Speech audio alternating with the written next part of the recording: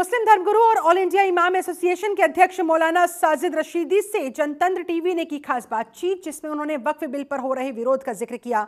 उन्होंने कहा, इस देश में विरोध करना सबका संवैधानिक हक है। उन्होंने कहा, मुसलमानों को बहकाया जा रहा है, उन्हें जज्बाती बनाया जा रहा है और ये चिंता की बात है। देखिए, वक्फ संशोधन बिल कल कानून के रूप में बन चुका है और चलिए बात कर लेते हैं। मौलाना साजिद रशीदी जी हमारे साथ है। सर, कल पक्का कानून बन चुका है, जो संशोधन उसमें किए गए थे और इसके बाद से जगह जगह पर विरोध भी देखने के लिए मिल रहा है। देखिए, विरोध करना ये संवैधानिक अधिकार है सबका, और विपक्ष अगर विरोध नहीं करेगा तो फिर विपक्ष किस नाम का? विरोध तो होगा। लेकिन सवाल ये है कि मुसलमानों को जिस तरह से वर्गलाया जा रहा है, जिस तरह मुसलमानों को जज्बाती बनाया जा रहा है, वो एक चिंता का विषय है। मैं बार बार कहता आया हूँ इस चीज़ को कि देखिए, मुसलमान की हालत इस वक्त में ऐसी हो गई है कि जैसे कमज़ोर आदमी को एक तमाचा आप मार दो तो फिर वो उठकर कहता है दोबारा मार के दिखा, दोबारा मार के दिखा। ये पोजीशन मुसलमान की हो गई है।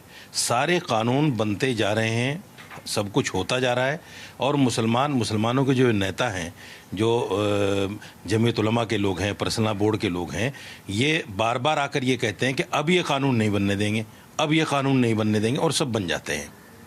मैं उनसे ये कहना चाहता हूँ कि देखिए, जो होना था वो हो गया।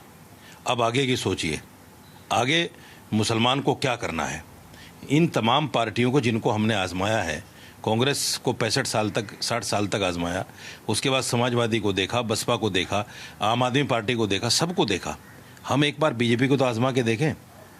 ये कानून जैसा भी है बन गया है, अब इसमें कोई इधर उधर नहीं होना है। इसके लिए सड़कों पर आना, किसी की जान चली जाए या कोई किसी की संपत्ति ख़त्म हो जाए, ये अच्छी चीज़ नहीं है। प्रदर्शन, धरना प्रदर्शन या विरोध करना ठीक है, अच्छी बात है, लेकिन अब इसमें कुछ होने वाला नहीं है। आगे की सोचकर हमें आगे बढ़ना चाहिए। वहीं बंगाल में देखा गया है कि हिंसा हुई है। मैं वही कह रहा हूँ कि इस तरह की, जब देखिए, कोई भी रेवड़ अगर उसका चरवाहा ना हो तो नुकसान होता है, वो नुकसान करता है।